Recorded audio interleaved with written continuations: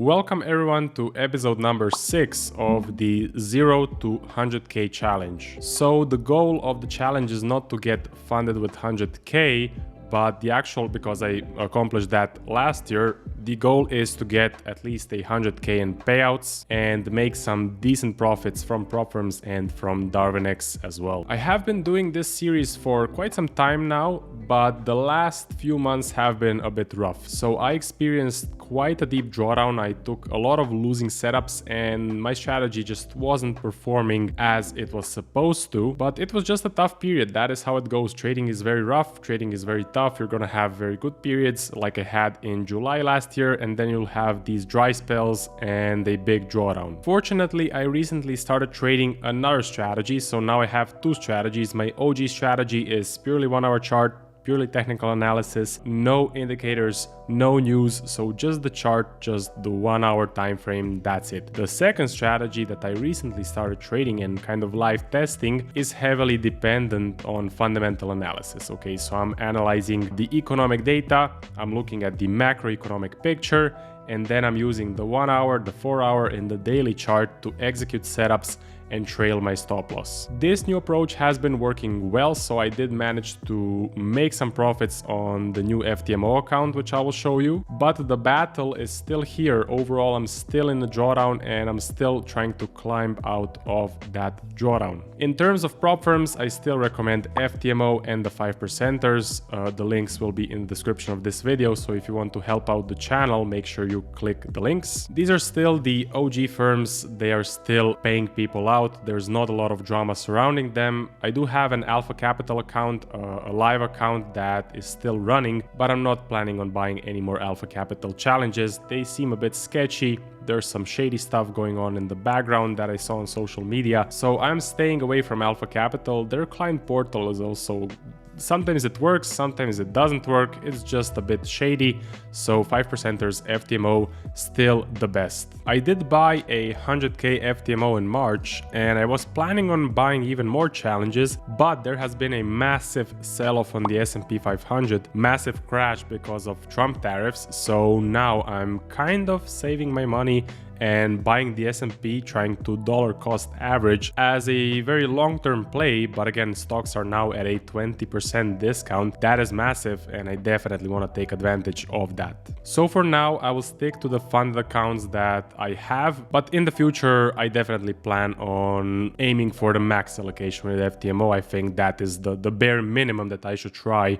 for this series. So let's jump onto the PC. Let's take a look at my dashboard. We are of course starting with FTMO. I have two accounts. First one is a 50k live account, very close to the max drawdown, but the current trade that I have open should be nice. So we do have the balance is 45.57, but the equity is around 45.9. Still, that's very close to the max loss, still close to that max 10% loss line, as you can see here, but I'm fighting it out. Okay, I'm trying to climb out of the drawdown, so we will see what will happen. And as you can see, I never got a payout on this account. We just went straight into drawdown when I got it, so that's pretty unfortunate. And this is that big drawdown that I was talking about in the introduction.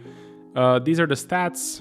I mean, it's not that interesting because I have been mostly taking losses. You have some even deeper statistics right here. I don't pay much attention to this. I only rely on my personal research on my Excel files and Notion files, so I don't look at this a lot. So almost no winning trades, and you cannot really build statistics from this sort of a chart. Here is the trade journal. So I have been trading mostly Forex, and then with the new strategy, I started doing some gold trades, some Swiss yen, some Nasdaq. So yeah, I've started trading more instruments because I'm getting these fundamental plays. I'm getting the macroeconomic picture biases as well. Like currently Trump is doing some crazy stuff in the markets with the tariffs, and it's a massive risk off environment. So you want to be long gold, you want to be long the Japanese yen, and you want to go short, let's say, on the dollar and stocks. So that's the first account. Second one is right here. That is the one that I bought in March. So you can see the balance is 101.2 and the equity is 102 0.83. So we're doing some nice profit currently. We will see how this will turn out if we go to metrics. It's kind of going to the upside very slowly. Currently the price is still around break even. So as I said, the new strategy, I have been live testing it with reduced risk. If I was taking 1% risk, this would have been a nice upward curve, but with reduced risk, it's looking like this. So a very slow grind to the upside. In terms of the other metrics, well, nothing much. We have a couple of trades that I took right here in the trade journal. The statistics, of course, don't mean much because this is a very new account. So that would be about it for the FTMO. In the previous episode, I did show you that I did fail an FTMO account. I think it was 100K. That is what happens. You're not gonna pass every single account. And even if you do pass it, pass phase 1, pass phase 2, get like the funded account, which is not really a funded account, you can still lose it and not get a payout. That is just how it goes. You need to deal with the probabilities and you need to just keep on executing and unfortunately keep on buying those accounts until you finally reach the funded stage and get those payouts. So let's switch to Alpha Capital. And the first thing you see here, I had a 100K Alpha Capital in stage 2, that means in verification. I failed it, so I breached the maximum drawdown. So the only account I have on Alpha is a 50K live account that is in progress. Okay, so if we click that, we're gonna get this dashboard. And yeah, this is it. So they kind of fixed the dashboard. It used to be very buggy and very slow. Now you can see a lot of the statistics. I was a bit lucky with the trade copier because Alpha Capital decided to disable their support for C-Trader, I believe. So both of my accounts got disconnected from my trade copier, but I never got an email from Alpha and I didn't know it for like 20 trading days. And in those 20 trading days, I took some losses, so in the end I managed to avoid taking some losses. If the trade copier was working, meaning if Alpha Capital actually notified me of disabling C-Trader or they just left C-Trader alone, well then I probably would have blown this account as well. So got lucky that time. Here you can see the equity. Again, the equity is higher than the balance because I have a gold trade running. Number of trades 26, win rate 29%. That makes sense. That is kind of my average win rate. But yeah, these stats are not the best. I have had a bit of a tough period, a bit of a drawdown, so I'm not really relying on these statistics. That is about it. This is the equity curve. So I'm trying to climb out of this drawdown. I'm trying to get over the 50K mark and then possibly get a payout. This account is looking much better than the FTMO 50K. That one is very close to the max drawdown. This one I have quite a lot of room before I hit the max drawdown limit. If you're wondering what am I risking, well, stage 1, 1% risk per trade. Stage 2, 1%.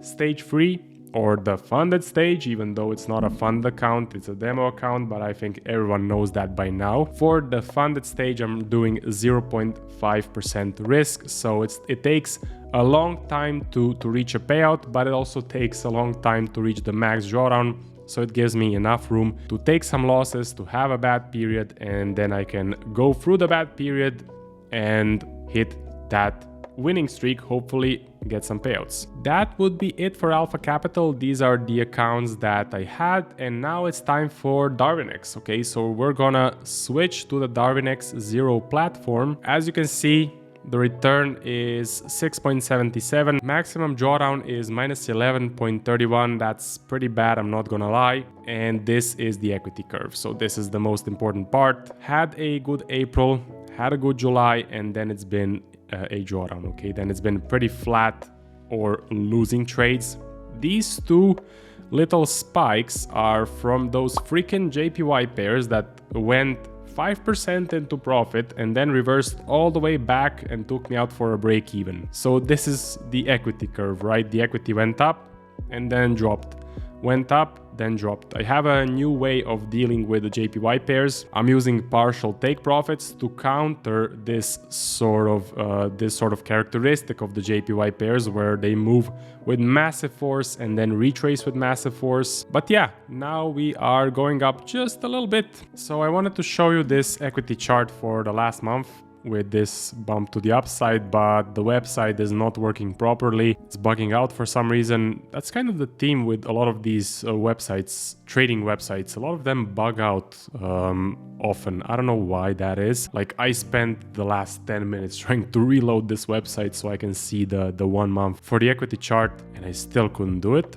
But okay, getting back to it, return per month, had a good April, had a great July, massive July, and now this April is looking okay for now with this open trade. We have a lot of other statistics right there, but I'm not gonna make a lot of conclusions. Again, I've had a bit of a drawdown, as you can see by the numbers from August to March. The current risk engine is set to X 0.67. That means if I take a 1% risk on my personal account, it is going to be a 0.67% risk on the actual Darwin account. I am nowhere close to Darwinex Silver.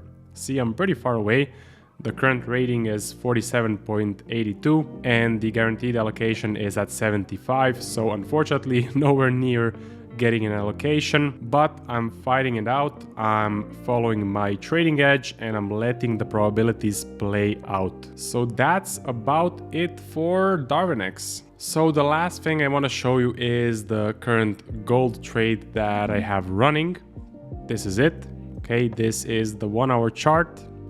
And I want to show you how I took it, why I took it. Maybe you can find some value in that. Maybe you can implement this for your own strategy. The first thing was the fundamental data. Okay, so we can put number 1. We had the fundamental data, which was very bullish for gold at this point. I'm using the edge finder that the trader Nick created. It basically looks at all of the economic numbers and then gives you a bias, either bullish, bearish or neutral. In this case, it was bullish. Second thing was the macroeconomic picture. Very important. So what is the world doing? Macroeconomic picture. And the world is currently in some big problems. Okay, so we have tariffs. Trump is being very, very unpredictable. He's putting massive tariffs on other countries. That is crashing the financial markets. S&P is down. Nasdaq is down massively. So it is a clear risk-off environment. Which assets do well in a risk-off environment? Gold and the Japanese yen. Okay, so macroeconomic picture was bullish for gold. Then I wanted to see the daily chart. Okay, what was the daily chart doing at this point? And it was doing pretty well. It was doing good. We weren't overextended, because at this point I could have been buying, but I just didn't want to buy because we were right at the highs. So I was waiting for a bit of a pullback, and a pullback is what we got.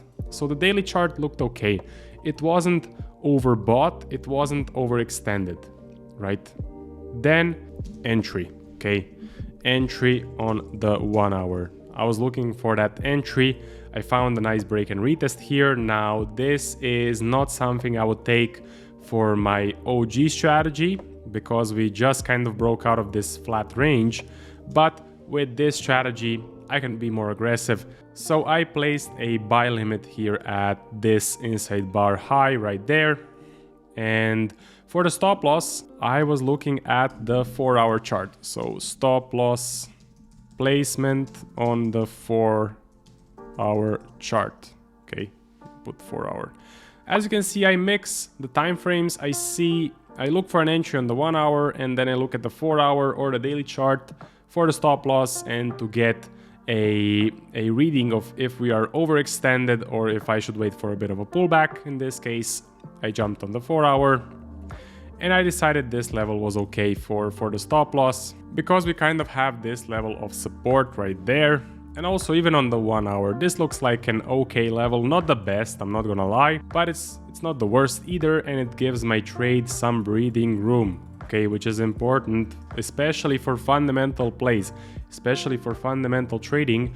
You wanna give your trades some room to breathe, because fundamentals take quite some time to play out. Days, weeks, maybe even more, you never know. And yeah, got tagged in right away. Price just started going up. Okay, so as I mentioned, massive risk off environment, very bullish for gold, currently running at around 2.3%, something like that.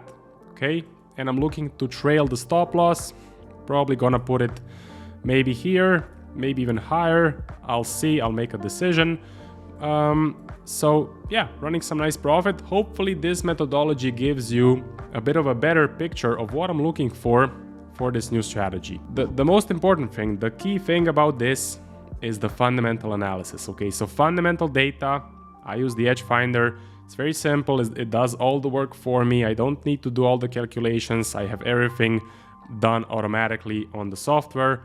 And then the macro picture. Look, the macro picture takes some studying. You need to know who to listen to. You need to know what to search for on, let's say, Twitter. You need to know what to search for on YouTube. There's some very good traders that discuss the macroeconomic picture. The best one for me personally is gonna be Trader Nick. So I listen to him pretty much every day and I get a reading of what is the macroeconomic picture doing. And currently it's very easy to know what the macroeconomic picture is doing, because stocks are massively selling off and there is a massive risk of environment. And that's about it for this episode. My plan is to definitely get some more funded accounts from FTMO, but currently, as I mentioned, the stock market is looking so good. You're getting a 20% discount. I'm getting some S&P 500. I'm buying some long-term plays. The plan with the new strategy is to now slowly increase the risk. So how it goes if you develop a new strategy? First thing is just developing the strategy. So finding